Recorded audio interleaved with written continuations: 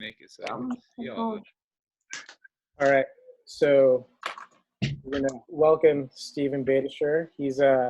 I was really excited to have you talk to these guys for the sheer fact that you're a San Jose native, Bay Area legend.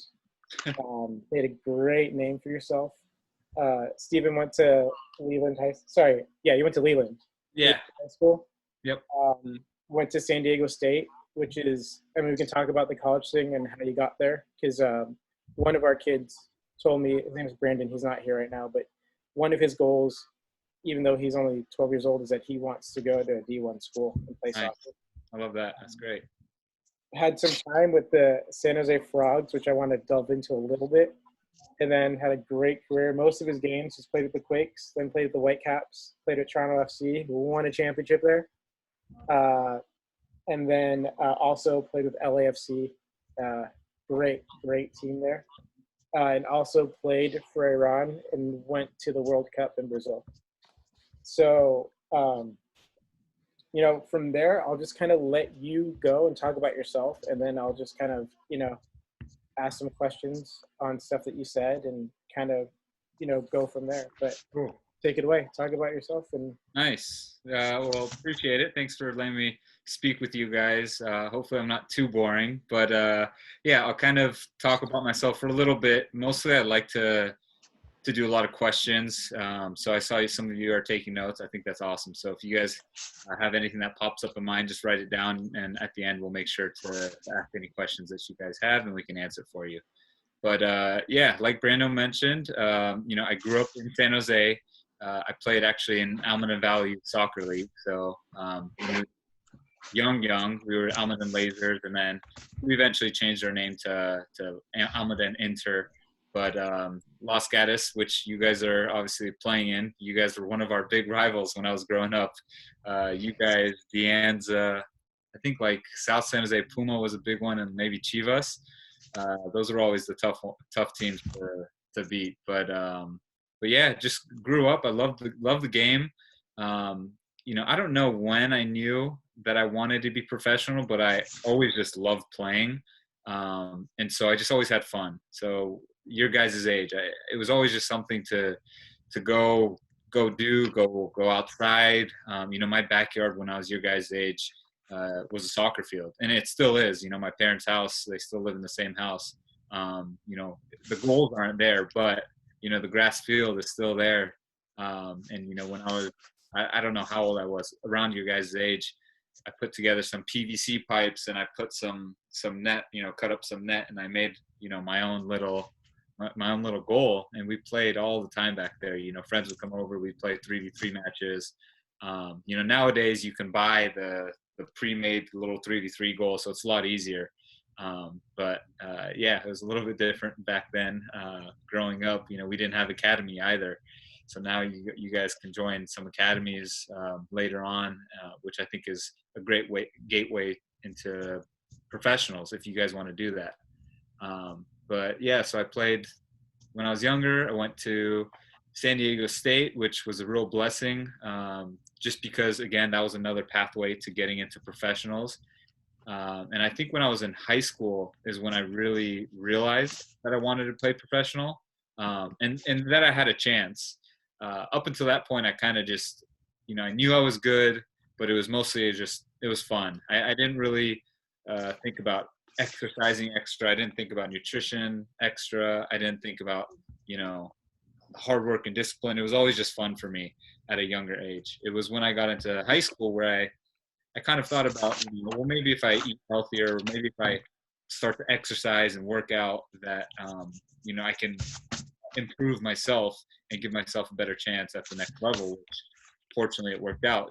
From high school, you go to college, and then from college, you have the chance to go to the pros. So that path worked out for me. And I actually got drafted 30th overall by the San Jose Earthquakes, which was my hometown team. And it actually was the highest draft pick in San Diego State history as far as MLS players. So I thought that was pretty cool. And, flash forward 10 years in MLS, I've played the most games in MLS and San Diego State history as well. So I didn't have any history going into the school, but I definitely have made some history now, which is pretty amazing because, I wasn't a recruited athlete where I got a scholarship. When I went to San Diego State, there were 10 total freshmen. So myself and 9 others. And those 9 other guys all had a scholarship. And I was the only one that didn't have a scholarship to go to college. So it was pretty tough if you think about, everything was going against you. Like, oh, everyone's like, oh, he's not good enough. We all have scholarships. He doesn't. So I definitely use that as a driving force for motivation and to work harder. And, it worked out because of those 10 freshmen, the other 9 guys aren't playing professionally. So I was the only one that actually made it professionally. So it just shows you it doesn't matter necessarily where you start, but it matters where you finish. So thankfully, I'm still going. But yeah, that's the gist of my career. Obviously, I've played in MLS for 10 years or so, 250 or so games, a few championships, one with San Jose, one with Toronto, one with L.A.F.C. if you consider Supporter Shield champions. And then, yeah, now we're all just waiting for the league to come back so we can start playing again.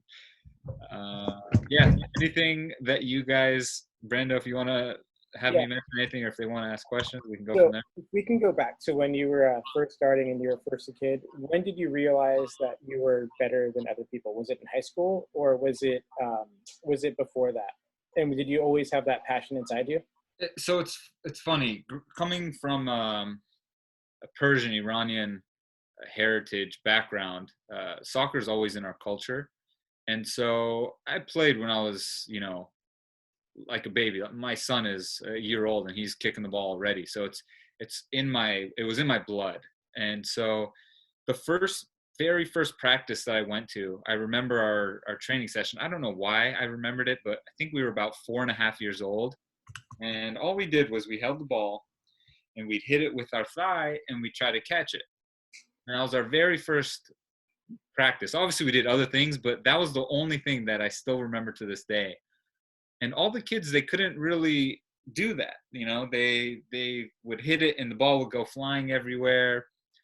And I remember I was able to do it once really easily. So then I tried to hit it twice because I'm like, well, let me try something harder. And then I tried 3 times, 4 times. And then I was juggling the soccer ball on my knees and everyone was amazed. No one else can do it. And at that moment, at 4.5, I was like, I'm kind of good at this thing they call soccer. So I didn't think I was going to be professional, but I always knew, or at that point, I'm like, I'm pretty good at this. And thankfully it worked out. Yeah, I like that. So from there, and when you started getting into like playing and you're a little bit older and playing in club, did you notice a difference in yourself there as well? Or was it just kind of the same as everyone else? Yeah, so I was always very timid, always kind of scared going to the next level. So I never really realized how good I was. Obviously, I'd always play on the teams. I'd always start. I would always be one of the best players. I was never like the best, like, scoring all the goals or like, getting all the attention. Just because I never thought of myself like that. But, when I was in elementary school, I was kind of known as like the guy, like the soccer player. So I was the best soccer player there. But then I go to middle school and I was kind of afraid because now there's more kids. They're bigger because you're going in as a 6th grader. So they have 7th and 8th graders. And so I didn't even try out for the soccer team when I was in 6th grade. And all my friends, that knew me, that I knew them, that we played against, they're on the team. And I'm like, like they made the team, but, I was too afraid to even try out. So sure enough, they're all like, you need to try out, you need to try out, you need to come play next year. So I did. And, as a 7th grader, I was the best player on the team. 8th grader, I was the best player on the team. But it just shows, don't be afraid to try. You never know. You could be the best player. So then, I go into high school and kind of the same thing. I played JV my freshman year. And sophomore year, again, I didn't try to go for varsity because I was kind of afraid, like, oh, those guys are too big, they're too good. And I played JV some of the sophomore year, and then they ended up calling me up to varsity. But every level that I went to, you look at college, again, the next level from high school. I didn't have a scholarship, and I redshirted, so I didn't even play my freshman year. So it just shows you that, just because you don't play right away, just because you're not the best right away, doesn't mean you can't make it to the next level. You just have to keep practicing, keep trying, keep improving, and then you'll get there.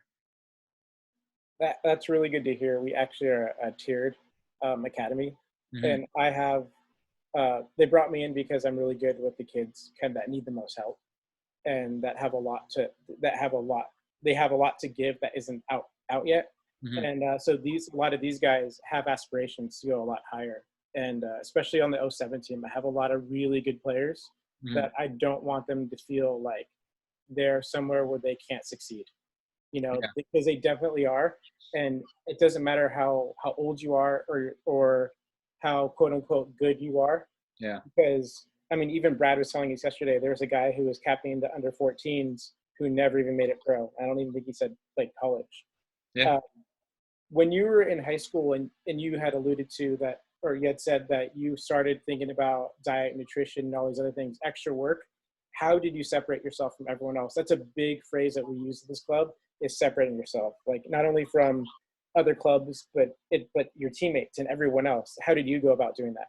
Yeah, I think everyone's different in that aspect. A lot of parents ask me to talk to their kids about eating healthier or working out or exercising and all this stuff, and like less video games. And look, we were all kids. We all did that. I ate McDonald's, Taco Bell, Burger King all the time. When we were kids, that's just part of life. You play video games. You obviously do your schoolwork and all that stuff. But when you get older, you start to think about, how is this affecting my body, my brain, my performance and all that stuff. And so it was in high school that, I started to cut back on the McDonald's. I started to cut back on even the video games and started focusing a little bit more on school. I started going to the gym a little bit, not a ton, but I remember, going to the right stuff in Almaden, or the 24-hour fitness. And that's kind of when it started for me, because that's where you see, kids your age, you guys are all still growing, but once you get to high school, college, you really see um, the full growth of players, physically and mentally. But then you see guys who are working harder, who are exercising, who are taking nutrition seriously. And then that's where I was like, you know what, I can improve in that aspect. And that's where every year, even to this day, every year I've tried to change something up where I can improve. I've never been like, okay, I've made it, I'm good, because guess what? People are going to pass me up.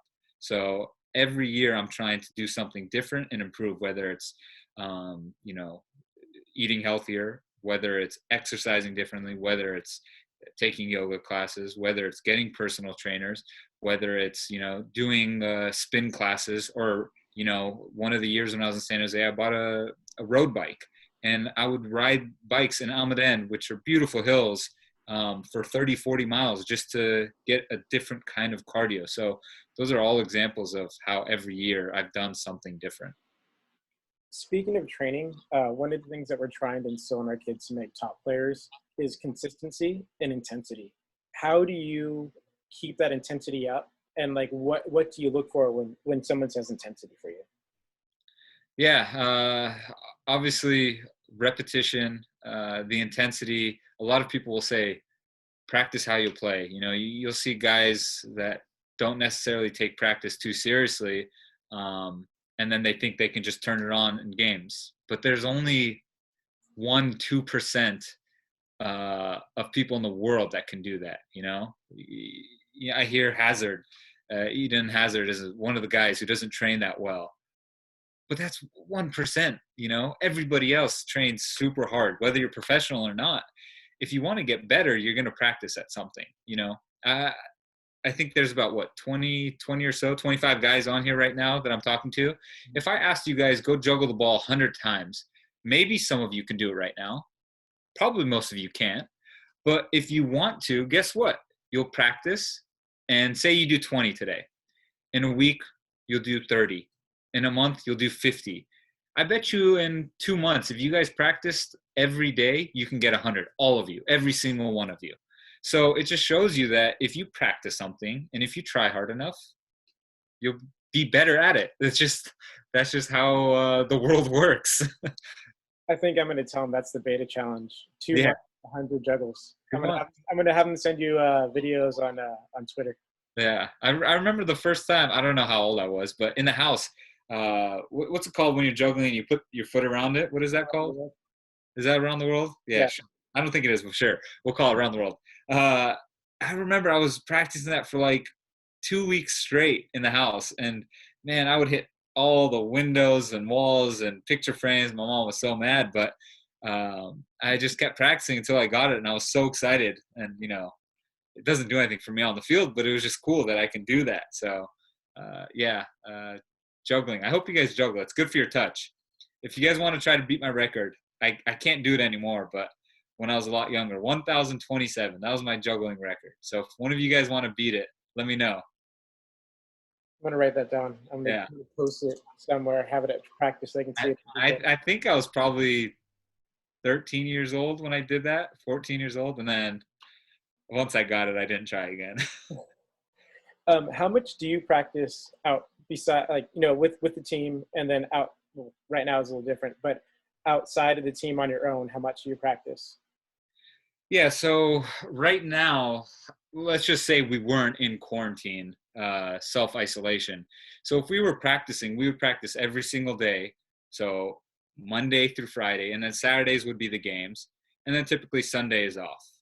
So I wouldn't do any practicing at home, but what I would do is I would make sure that I'm being smart as far as um, not running around too much, not getting tired, trying to stay off my feet, making sure that I eat healthy, making sure that I stay hydrated, because all that stuff helps your body recover. And so I wouldn't necessarily do training at home just because you want to make sure that you can give your best at each training the next day. What do you think is essential to be a good soccer player?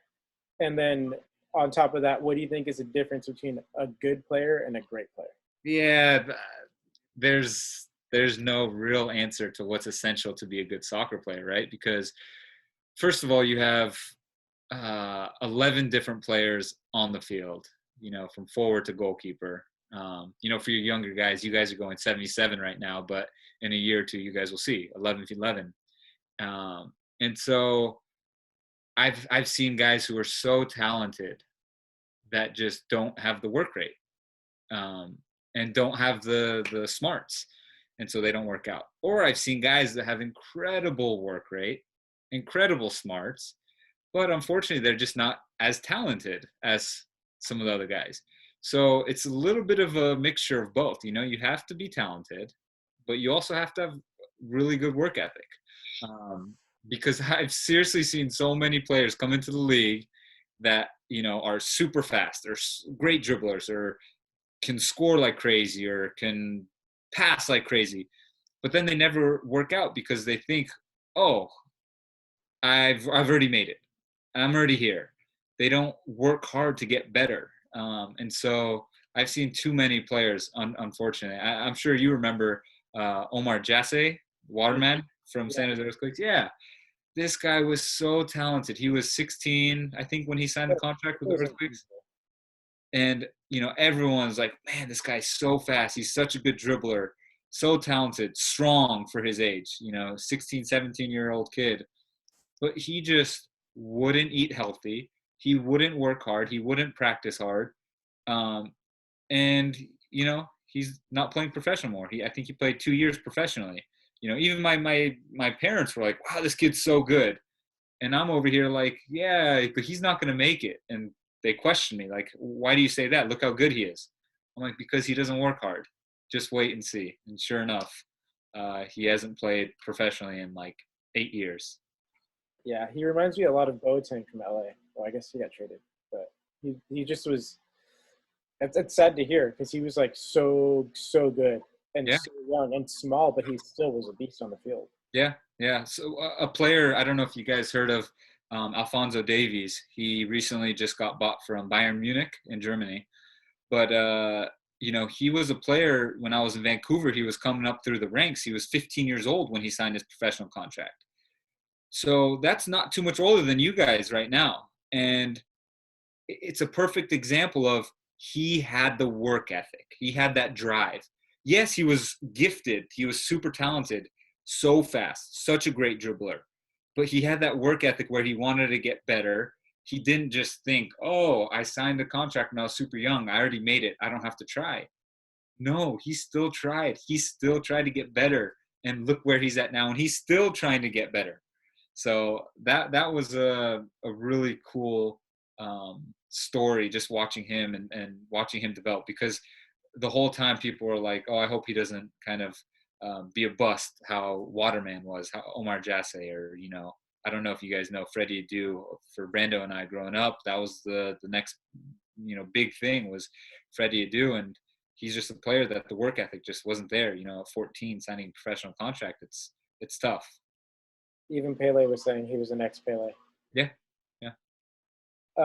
So now that you're a new dad, and what kind of things do you think you're going to be focusing on for your son if he decides to play and you want to get him in the game? Yeah, I mean, thankfully right now he loves kicking the soccer ball around. It's nothing that I'm forcing on. Obviously, I've got a few soccer balls, even basketballs, just lying around the house, and he just likes to go run up to them and kick them. So I'm not gonna force him on it. If he wants to do something else, that's fine by me. But when he gets older, for sure, I'll try to practice with him and see if he wants to get better, and I'll try to teach him. But my dad never forced me to go outside. He never forced me to go practice. It was always just that inner drive. It was always myself that wanted to go play because it was fun. Never because I was like, I have to get better if I want to be professional. That wasn't until I was in high school that I really started to transition my thoughts to going pro, or going college first and then to the pros. So when I was your guys' age, when I was younger, it was always just about having fun, because at the end of the day, it's a game. You're supposed to have fun. I'm blessed to be playing a child's game as a profession. I'm getting paid to play a kid's game. It doesn't get much better than that. Obviously, if you guys want to do other things, by all means, do what you guys love. But for me, my love was playing soccer, and I've played it since I was 4 years old. So I'm 33 now. That's almost 30 years I've been playing soccer. So I don't know how much longer I can play, but I still love it. So I'm gonna keep trying. When you were younger, did you play other sports, or was it always just soccer? No, it was just soccer. I played with my friends that played other sports. So we played football, basketball, tennis, volleyball, all those other sports. But as far as in a league, it was just soccer. I remember a story when we'll talk about this part after, when you got inducted to the, your jersey retired at Leland. But I remember you were back in the day, we had to make videos and stuff and send them to colleges. Can you explain a little bit of the process of how you got into college and what you did, and how you separated yourself there? Yeah. So growing up, I was always kind of overlooked. No one really spoke about me. I never played with the national team, and so I was never really under their radar. And I got really lucky, actually. My best friend growing up, I don't know why they decided to come to some of my high school games and record a few of the games, and they did, and then they put a highlight video together. Like, they surprised me with it, and I didn't ask for it. I didn't expect it. It was just out of the blue. And it was like halfway through, I think, my senior year.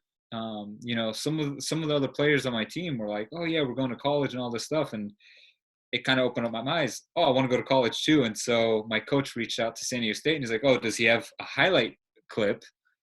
And sure enough, my friend had made this, and it was just so lucky that he had made it. So we sent it over, and it was pretty good. It was only two games that he put together, and then he had me like juggling the ball and doing like little tricks, off the field. and he put it together. It was like 3 minutes long. I think it's still on YouTube. You can go check it out. And we sent it, and he liked it, and he came out to one of my club team games. And again, I got super lucky. I didn't score a lot of goals. I was mostly a winger, so I got a lot of assists. And the one game he comes to, I think I had the best assist of my youth career when he came and watched our game. And so it just worked out, for whatever reason, when someone came out to watch me play, it's not like I tried harder, but it was just luck. Like I just played better. And it worked out, when Bob Bradley actually came to San Diego State because we were playing Princeton, uh, you know, I didn't necessarily know he was there. I wasn't trying harder, but we won 1-0. I was man of the match, and I got the game-winning assist. And I'm not saying that's why I'm playing for him now, but it just he was the national team coach at the time, and for whatever reason, when some people are watching, that's a good reminder to you guys. You never know who's watching, so I don't care if it's practice or if it's at a game. You never know who's watching, so make sure you guys always try your best and do your best because someone might see you and you guys might get to the next level because of that. So did San Diego State come first or the San Jose Frogs? San Diego State came first. Okay, so can you talk about the difference in play between like high school to college and then how that transitioned to like the Frogs? I know Yeah, it's the same thing. for sure. So high school, again, it was you're playing with all your friends, you go to school with. It was a lot of fun. I never really thought about college until maybe my senior year, where what team was it? A USL team, Rochester Rhinos, asked our coach, like, oh, that's a semi-professional team. Like, this player is really good. Is he considering playing professionally or college? And then that's when, my coach talked to me about it. So that's when it really opened up my eyes. And then I was like, okay, maybe I could play at another level. And then the first time we were at one of our tournaments, I think it was like the Mount Hamilton Classic or Mount Pleasant tournament or something. One of the scouts for an NAIA school, so that's like third division college, he was there, and that was the very first time a college coach was trying to recruit me. And it was Notre Dame Danimer. I'll never forget because I thought it was actually the Notre Dame, the Fighting Irish, in what are they, in Indiana? Yeah. And so it was just funny how things just kind of progressed from there, because then I started talking to a few schools, but no one really offered me a scholarship. I talked to San Jose State, Santa Cruz, even a couple community colleges like De Anza and West Valley.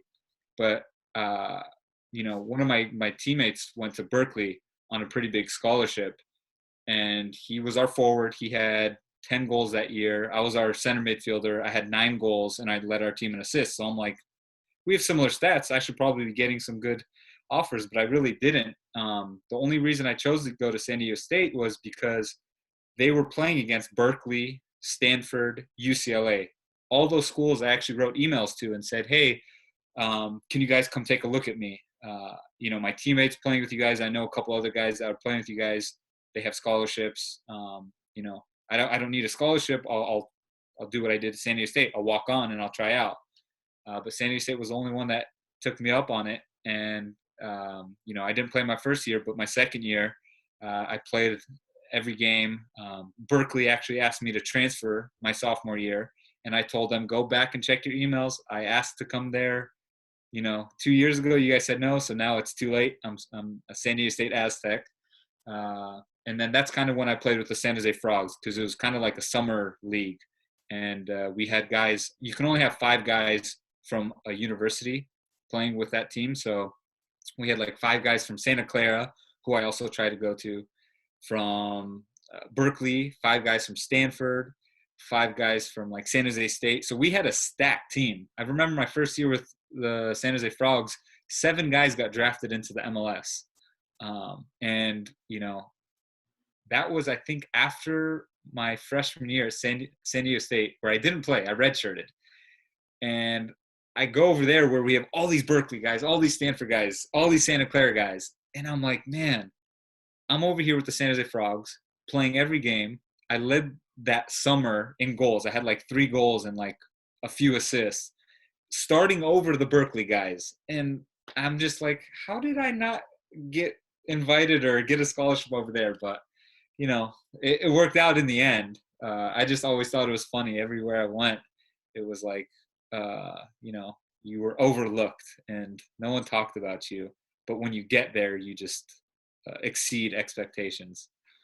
Every time you moved up a level, what was the difference in play and speed, like from college to frogs to pros? The level was obviously a lot better. The pace of the game was a lot quicker. It was always a little shock to me, when I went from high school to college, from college to the pros. It was almost like, oh man, like, do I really belong here? But then once I get settled in, I'm like, yeah, I do belong here. But it was definitely, guys are bigger, guys are stronger, guys are faster. Um, and you just have to adjust. You have to, um, you know, get acclimated with all the players, the system, the style of play that they like. I know your guys' teams like to press, so whether the team likes to press or if we were a counterattacking team, I went from San Jose where we would press, where it worked out well, and then Vancouver we would just sit back and counterattack. So you just have to adjust whatever the team tries to do. You just try to implement it and do the best that you can. So definitely every level was a bit of an adjustment, but thankfully it worked out at each level. The thing I like about your story is it sounds a lot like Wando's story, where it's a, oh shucks, am I good enough? Yeah. Am I good enough? And you say you basically kept downing yourself every time you went up a level, but Yeah. you didn't realize that you were more than good enough to play. So how did one thing we've been talking with the kids about is like fear and doubt, and how do you get over that to be a confident person and a confident player? Yeah, I mean, a lot of people will say it's just being humble, never being too confident. You always want to be confident, but I was never too confident, even though, go way back to elementary school. And I was the best player at our elementary school. But I go into middle school and, I'm not over here thinking I'm the best guy. I didn't even try out. I was scared because I didn't think I was good enough. It just shows you the mentality, because you have guys who just think they're so good and they're better than everyone, but they usually don't try as hard as others. So I always had that mentality of, you know what, I'm not good enough, or I'm not that good, but I'm going to try to be. And it worked out. Wanda was a very similar case. He goes to Chico State. It's not a big school. I think, is it D2 if I'm not mistaken? Yeah. So he goes to Division II school, and he is the all-time MLS leader in goals scored. It just shows you that it doesn't matter. And I said earlier, it doesn't matter where you start, it just matters where you finish. He had unbelievable work ethic as far as, he's a forward. So what he needs to do is score goals. This guy every single day would just shoot like 30, 40 balls at the net. He'd take one of the goalies and be like, let's do finishing. And it just shows you, even though he's a pro, he's made it, right? Everyone, let's just say every one of you want to be a professional athlete.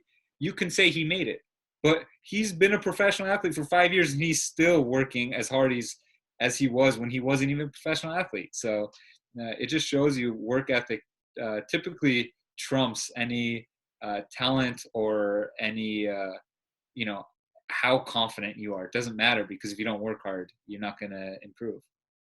Um, this is kind of a side comment. I mean, a side question, and we can get back to everything else. But seeing as college is so important to you, how important is education to you, and with your career in general? How is it? Well, how come that's sad? No, I didn't say sad. It's a side comment.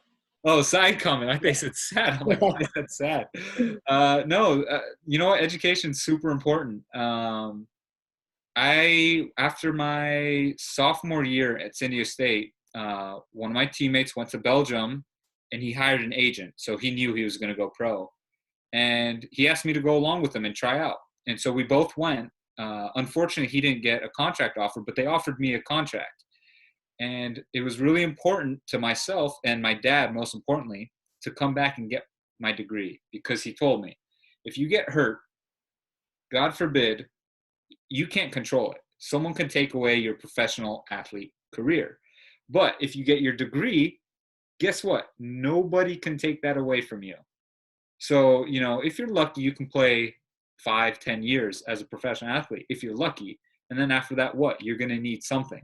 So that degree was really important. And that's why I turned down the offer in Belgium, and I came back, finished my degree, and thankfully things worked out. I didn't have any major injuries. I still improved and got better, and got drafted in MLS. So education's definitely, it's super important. And if you want to just go back into high school, I didn't get a scholarship, so I wasn't in on an athletic, um, you know, ride. I got in because of my grades. So if I didn't have good grades at Leland High School, I couldn't have gone to San Diego State. They would have been like, "Oh, I'm sorry, your grades aren't good enough. You can't go here." So who knows if I even would have made it if my grades weren't good enough. So it just shows you, every level, you just want to continue to improve and get better. And I who knows, maybe I wouldn't have made it to where I'm at if my grades weren't good enough just to go to San Diego State. So it's definitely important. Well, your dad was a smart man. Uh, Yeah, yeah. that's a very valid point. If you get injured, then you won't be able to play later. Speaking of injuries, we've been talking about injuries, and a lot of the kids are wondering, how do you get over uh, the mental side of being injured? A lot of people will be down and they think it's over, I can't do anything, I'm just at home in bed or whatever. How do you get over it? And have you ever had a major injury that's made you and how did you deal with it? Oh, I hate injuries. I've had lots of injuries, muscle injuries. I've had so many surgeries, unfortunately. So I everything that I do every single day, I try to prevent injuries. You can't 100% prevent them, obviously, because it's a contact sport. But I try to prevent muscle injuries because those are more preventable. It's still not guaranteed. You could still get a muscle injury, but I just hate the whole rehab process and being out, not being able to play. So that's why I'm so diligent as far as recovery, as far as nutrition, as far as exercise, because all that helps you stay on the field. So, when you're in the physio room just getting treatment, you're not with all your teammates. You're not out there having fun, running around, kicking a soccer ball. You're just doing repetitive, constant stuff in the treatment room, and it's not fun. I've had injuries that last a week. I've had injuries that last 3 months. There's injuries out there that can hold you out for 6 to 9 months. So it's super important that, obviously no injury is 100% preventable, but you can do things like eat healthier, like exercise to strengthen your muscles, to strengthen your core, to stay lean. You don't want a lot of body fat because then your muscles can tear if you have too much body fat. So all that stuff is super super important. Right now for myself, we haven't played in months, right? And so I weigh myself almost every day, and I'm checking my body fat, almost every other week just to make sure that I'm fit. Because once the league resumes, I have to make sure I'm right back in the mix of things. I can't be behind the eight ball, so to speak. When you're back on the field and you're playing a really good game, Nico had this amazing question that I like to ask everyone. What's the difference and where's the line between being an aggressive player and then a dirty player, or taking it a little too far? That is a good question, Nico. I've never been known for being a dirty player, thankfully. I've only had one red card in my career in 10 years as a defender. That's pretty good. And I will say that was still a bogus call, but it's all right. It's definitely important to be aggressive, but there's also times where you have to outsmart your opponent. So whether you're a forward or defender, it's almost like a chess match out there. So as a defender, I always size up my I'm a right back, so I always size up the opponent's either forward or left winger, and even their left back if he likes to overlap a lot. And I kind of see their tendencies, what they like to do, and it's like a chess match. So I don't want to just be full on aggressive, whether it's attacking, whether it's defending. I want to change it up during the game because You don't want to be, just predictable for them as well. You don't want to always be someone that likes to just jump in and try to tackle and win the ball, because if they know that, then they're going to kind of bait you and they're going to try to beat you. You don't want to be someone that just drops off all the time, because then they're going to know they can take that extra space. You don't want to be someone that just attacks all the time as a defender, because then they're going to attack the space behind you. You don't want to be someone that just sits back all the time, because then they're going to know that you never attack. So now they can cheat and always go forward. So it's a really fine balance between, how you play, how you attack, how you defend, and all that stuff. So that's definitely a good question by Nico. I see a couple. Is Luke out here? I'm looking through the names real quick. Yeah. Luke, what's up, man? I know your mom's friend, Caitlin. I was told to give a shout out to your to your mom and Caitlin. What's up? Hello. Nice to meet you. And Braden, I like your name. That's my son's name. Thank you. It's nice to meet you guys. Just wanted to give you guys and everyone else out here. I'm just looking through the names. Ali, are you Persian? Yes. Yes. Farsi half mizani. بله. Bale. Nice. I just asked him if he speaks Farsi. Nice. Well, it's nice to meet you guys. Cool. Sorry, Brando. I just had to give a shout out to all the guys real quick. That's right. Always a really good player. He likes to play up top a lot, but I like to play him in the back. He plays a lot like you when I play him in the back, and he ends up Nice. playing all the way forward and getting assists. Like that. Speaking of that, though, like what you were just saying was really interesting. Do you, as a defender who attacks a lot, do you set goals or markers for yourself, like a certain amount of assists every season? Or do you focus more on the defensive side, or is it a bunch of everything? Yeah, I typically set goals for myself before the season starts, and that starts right when the season from the previous year ends. So I'll have a workout plan. What do I want to get better on? So the off season, a lot of guys just kind of kick back, relax, go on vacation. But that's when I'm like, you know what, this is my time to improve, because during the year you're so busy with games and staying healthy and doing everything right that you don't have time to improve. So off season, I try to improve and set goals. So I do have, marks for whether it's playing games or assists and things like that. But then each game is different, right? So if I'm going against, a really good winger, I typically don't attack as much, and I try to just lock down that winger if I know, like, hey, this is where that team's success is coming from. Player Nacho Piatti from Montreal. This guy was unbelievable. Every time we play them, if I went forward, it's like this guy was left alone and he'd score. So then I'm like, you know what? I'm not going to attack anymore. I'm just going to man mark this guy pretty much. I'm just going to sit back and defend. And thankfully, when I did, he wouldn't score as much. He'd still somehow score. He'd like drift away from me and go into the middle of the field. And, as a right back, you can't go man marking someone. But still, I like to limit his chances. But, if I have guys that I know that aren't as good as him, I definitely would attack more, and I'd make them chase me and run and defend. But also it depends how your team is. If your team is getting outplayed and you don't really have possession, you can't just go run forward. So with Vancouver, we were a counterattacking team. So that means we sat back and we defended for a majority of games. So a lot of people are like, oh, you didn't attack as much when you were with Vancouver. You attacked like crazy with San Jose. Well, it's because we didn't have the ball that much. You think I'm just going to go run forward if we don't have the ball? I'm a defender. I have to defend. And so when we got the ball quickly, our wingers, our forwards just took off as quick as they can and try to score before the other team can defend. And so that was just our style of play. And, I had nothing against that because it worked. We had 2 unbelievable years when I was in Vancouver. And then you look at Toronto. Well, we were a possession-oriented team. Look at how much Justin Moore and myself attacked. We changed our formation to 3-5-2 just so we can get up and down like crazy.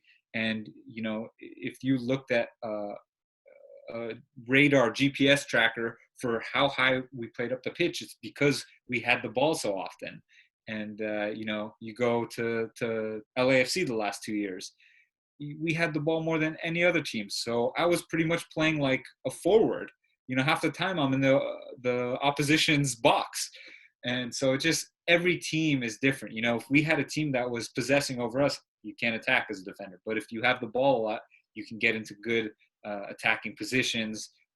You can get into those spots where you see the holes in the defense where they don't feel comfortable coming to, and then you have more time and space to turn and get the ball to the next guy. So I say it's chess match because it really is. Every single game is different. It's cool that you're speaking of formations and different style of play, because I had a question that I like to ask over and over again. That these are some of the questions the boys had asked before, and I forget who it was. I think it was Alex. What's your favorite formation, and where do you fit in that formation? So I typically like 4-4-2. That's kind of my favorite formation. With L.A.F.C, we played a 4-3-3, but the outside backs were more inverted, kind of like how Bayern used to play with Philip Lahm, kind of central, or how Man City has played the last couple of years with Pep, and how the outside backs aren't necessarily high and wide and whipping crosses, and they're more of the midfielder connecting passes. And so I like kind of those two, 4-3-3, 4-4-2. The reason I like 4-4-2 is because we played it in San Jose, and it worked really well, because I am fast. I have a really good engine, so I can get up and down the flanks, and I love crossing the ball in. And so that worked out well for me specifically. But, you look at Toronto FC, we played a 3-5-2, and, we were, as outside backs, able to attack a lot.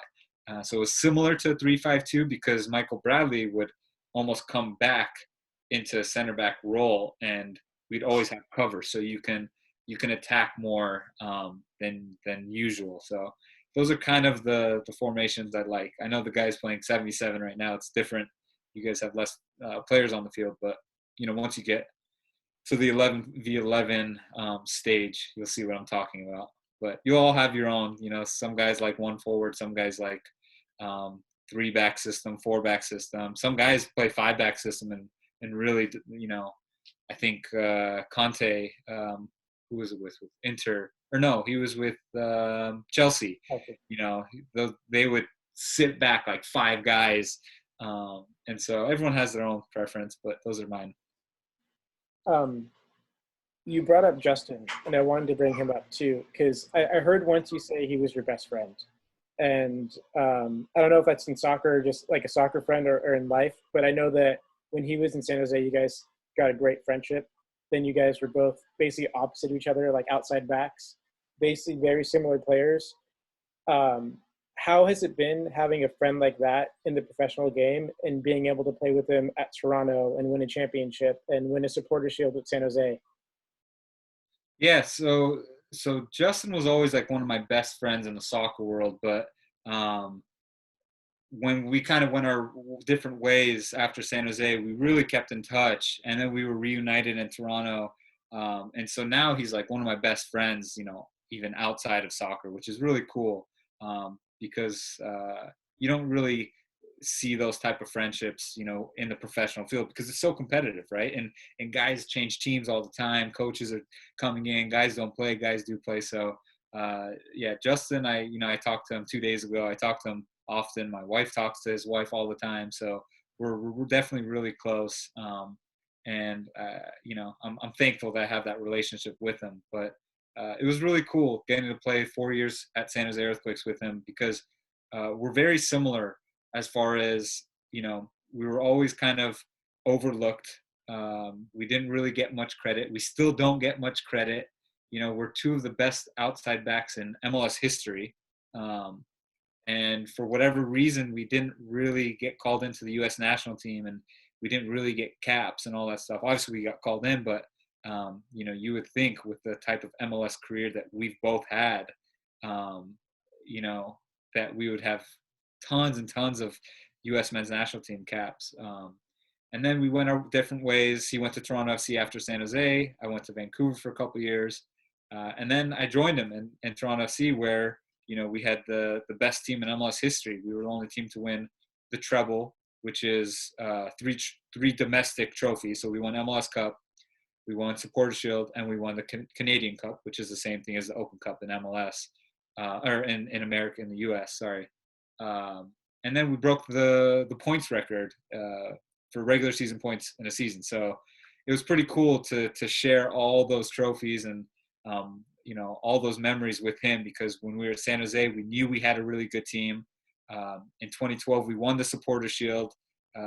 We scored like 1 million goals that year at San Jose, and it was a lot of fun. But at the end of the day, we didn't win MLS Cup, so it was kind of disappointing. So being able to reunite over there and winning a championship together, it was definitely really emotional. It was really fun, and it was just fun because he's such a good friend of mine.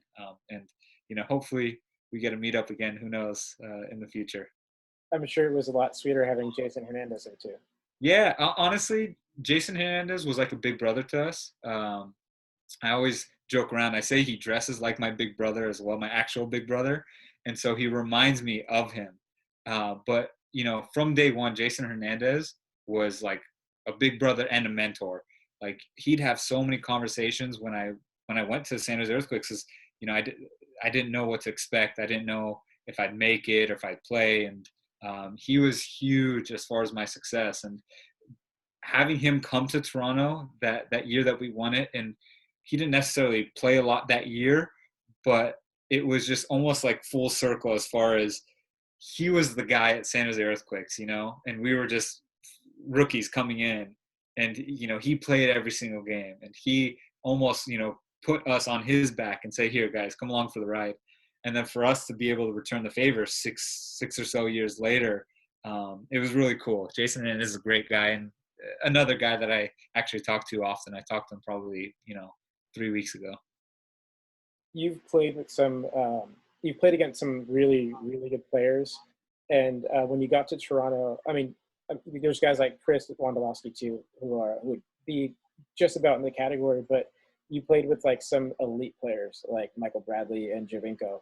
What do you think was a huge difference watching them train, watching them play, and just how did having that caliber of player help your team? Yeah, I mean, I've been fortunate to play with some pretty incredible players, and just those guys are just so competitive. And people always say that I'm super competitive myself, but I feel like those guys take it to another level. Wando, Giovinco, Bradley, uh, they have work ethic, and they're very talented. So it's strange to get everything. I always say some guys have one thing over another, but those guys have everything, and they work super hard, and they're super competitive. And yeah, it didn't matter what it was that we were doing, if it was training, if it was playing ping pong in the locker room. Like these guys hated to lose, and that's something growing up for myself that all my friends knew. Like they would team up if we played in our backyard, like that I mentioned earlier. If we played 2-on-2 or 3-on-3, say it was odd numbers, they'd always put 3 guys on the other team and 2 on my team, because they wanted to see me lose, because I hated to lose so much. And so I get to the next level, and that's how Michael Bradley's, the Wandos, Giovincos are. They hate to lose, and it's funny to see other people like that, because you don't necessarily have it with every guy in the professional ranks. Those guys are just at the top of the competitive nature. For top guys, usually play on the national team. What was it like to be called up to the U.S. national team for the first time, and what went into your decision on choosing to play for Iran? Yeah, so that was pretty incredible to get called into the U.S. national team, because growing up in the States, I watched, a ton of U.S. men's national team games. I went to their games when they played in the Bay Area, when they played at Spartan Stadium.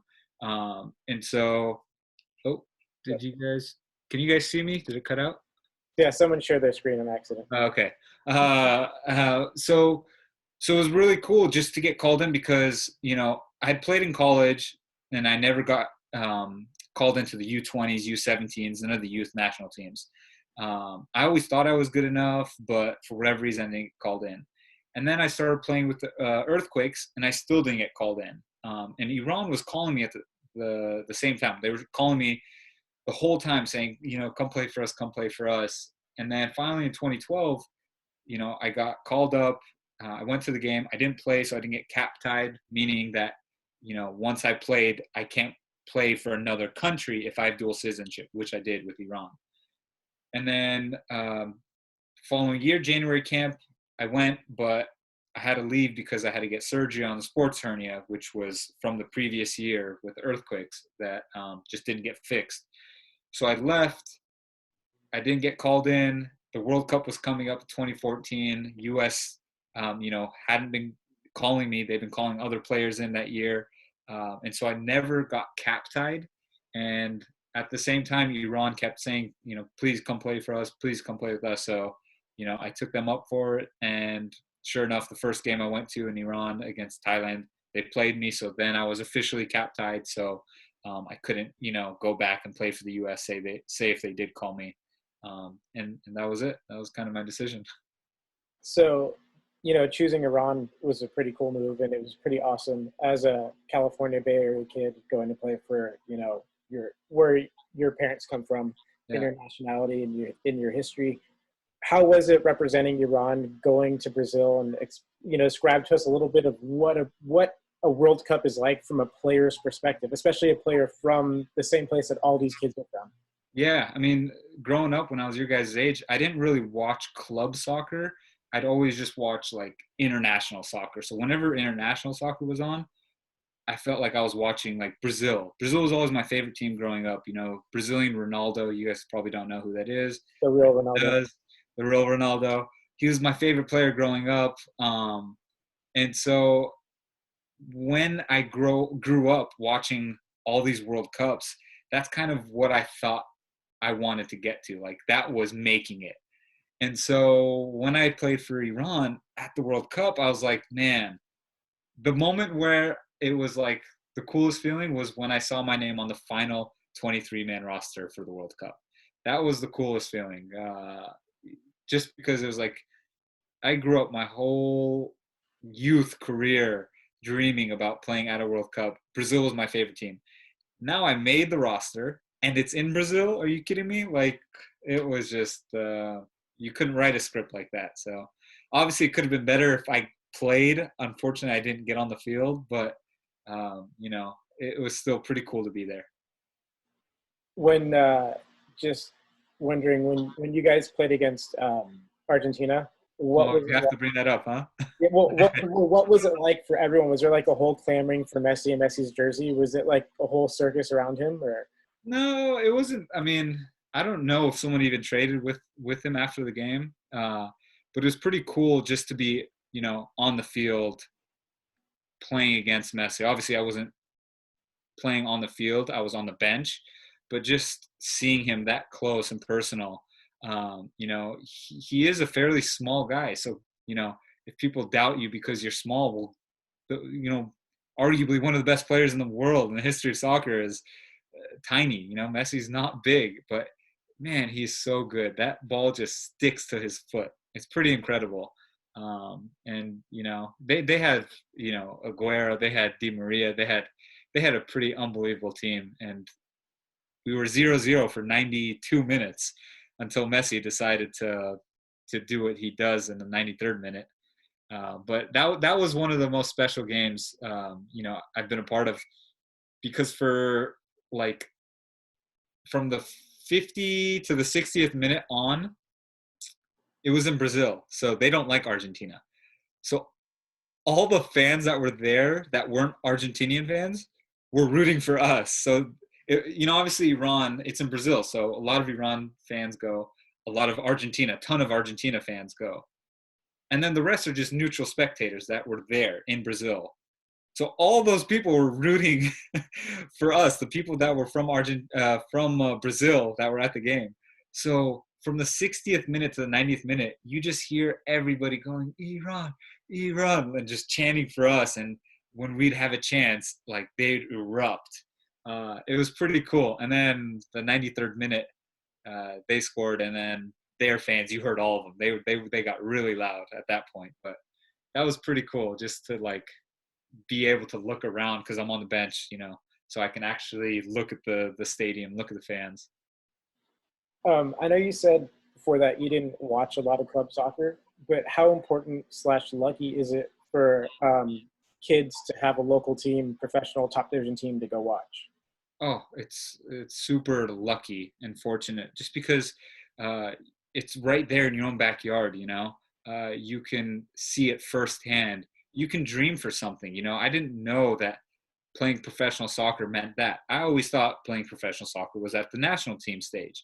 So for you guys to have that and kind of have that groundwork set up for you guys so you know what you can work for, I think it's a blessing. I never knew what I had to do to get to where I'm at. I just kind of, something came along. I was fortunate. I played well, and then the next thing came along.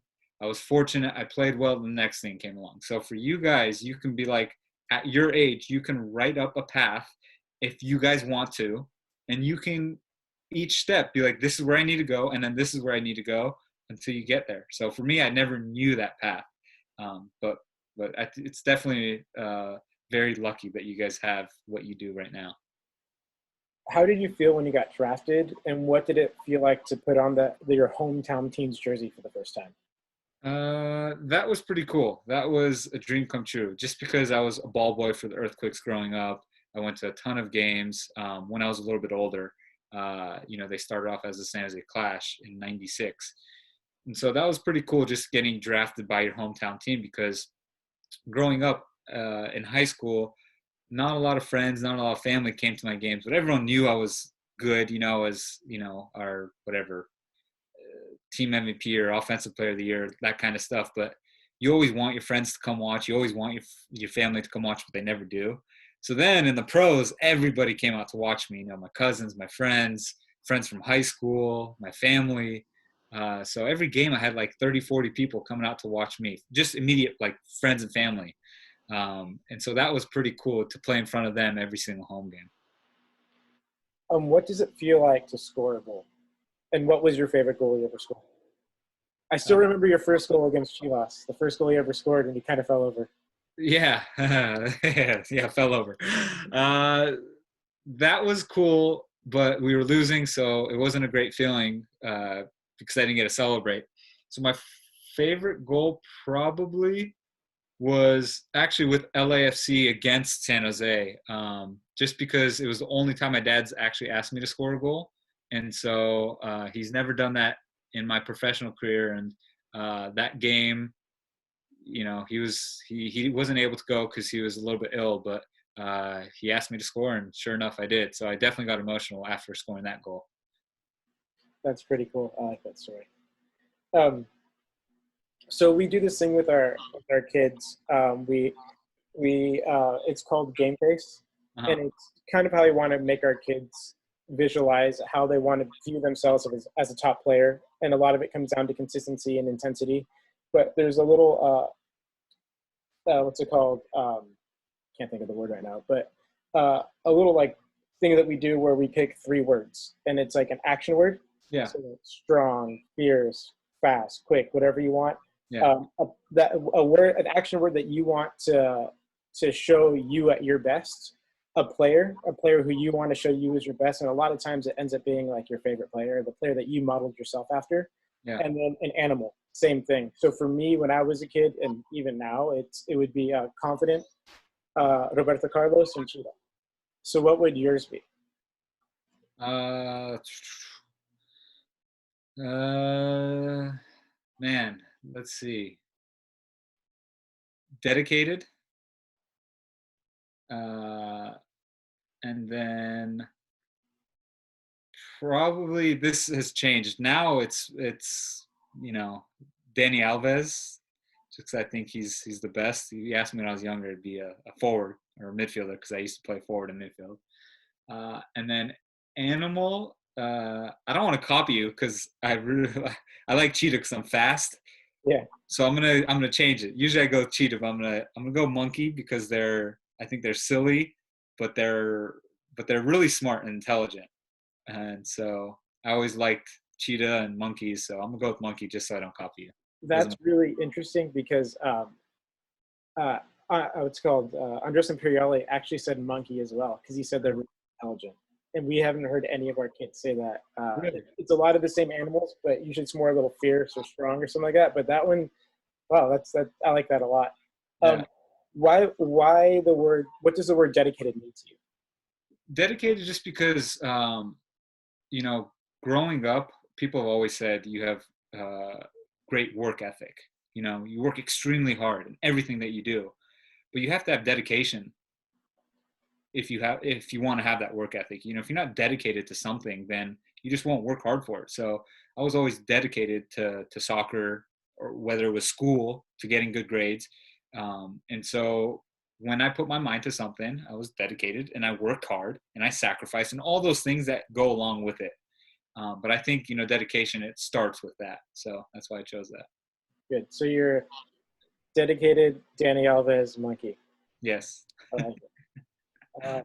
So, what was looking for something.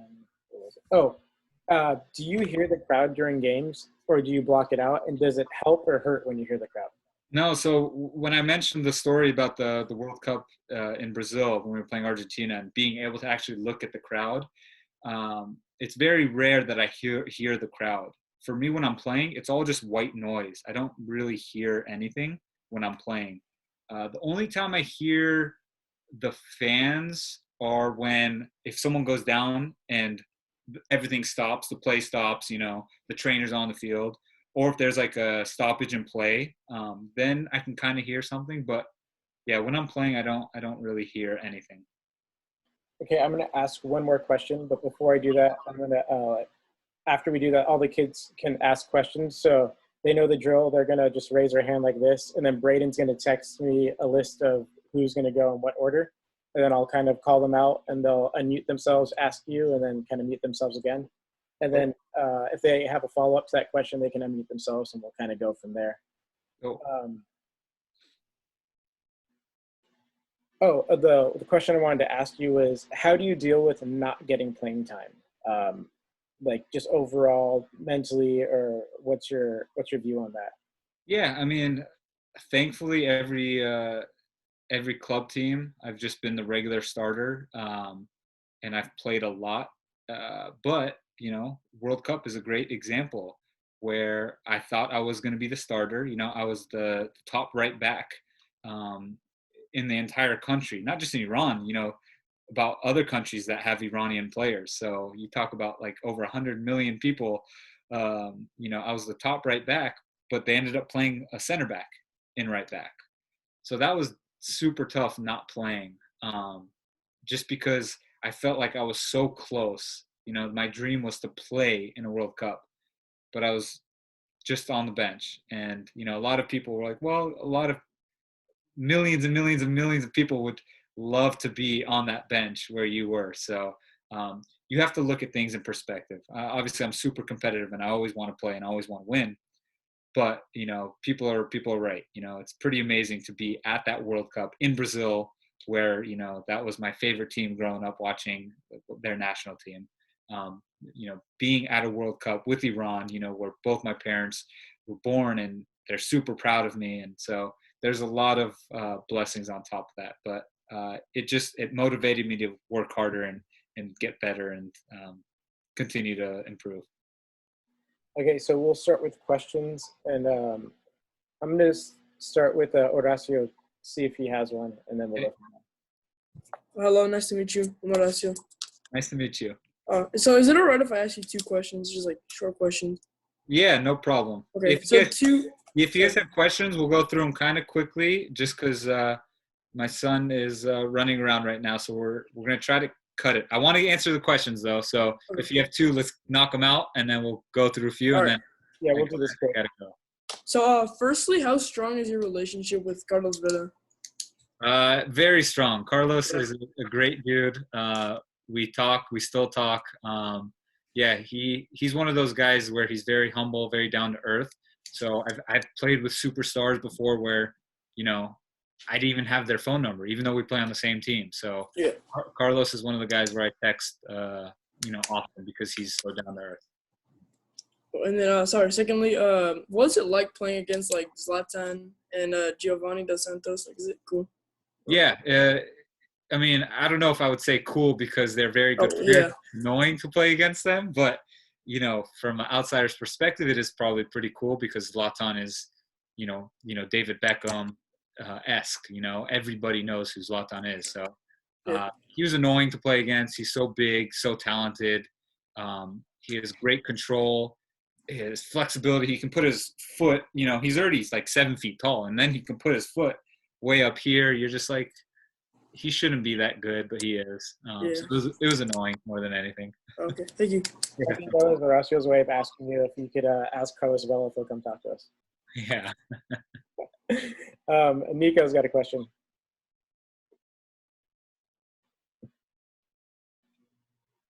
You there, Nico? Yeah. So what is your game face? Game face was I was glitching. it was dedicated Danny Alves monkey. Got it. All right, Ben's got a question. I have 3 quick yes or no questions. All right. Let's go. Have you been in the World Cup? Yes. Have you been on the same team with any famous players? Yes. And have you played against famous players? Yes. Okay. 3 yeses. Thanks, Ben. All right, Luke's got a question.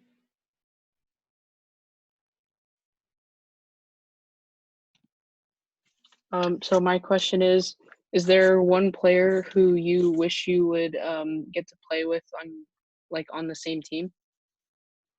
Oof. I mean, I think it'd be pretty cool to be able to play with Ronaldo or Messi, just because they're the best players in the world. But growing up, I was a big Arsenal and Thierry Henry fan, so I loved watching him. And I played against him, which was really cool that first time. But I also played with him at the All-Star game. So that was even cooler, being able to play on the same team as Thierry Henry, just because he was such an incredible player and just an idol for me. All right, so we'll take the last question from Alex. Who was the person you versed that was famous, and the person who was famous that you were with? So you guys know who David Beckham is, right? Everybody knows who David Beckham is. He is one of the most famous, not just soccer players, he's one of the most famous people in the world. So I played against him a lot. I also played with him at the All-Star game in 2012. And he played kind of right winger, so he played right in front of me. But he pretty much just came back to the right back spot to get the ball. So I would just pretty much play right winger because he can distribute the ball really well with that unbelievable leg of his. But yeah, he was the player that I played against and played with, who was famous, not just in the soccer world, just in the entire world. And even Messi? I played against Messi, yeah, but I think Beckham might be more famous than Messi. I don't know. That's a good question. So with that, we want to say a big thank you. But the way that we leave training every time is that one person gets up and everyone gets ready, and we go. That one person says ready, 1, 2, and everyone just claps twice. Okay. So we're gonna end with you, and we're gonna have Braden, since he's your son's namesake, lead us off nice and loud. Whenever you're ready, Braden, loud. Ready. 1, 2. All right, everybody say thank you. Thank you. Thank you so much. Thank you. Thanks, guys. Thank you. Great talking to you all. Thanks so much, man. Take care.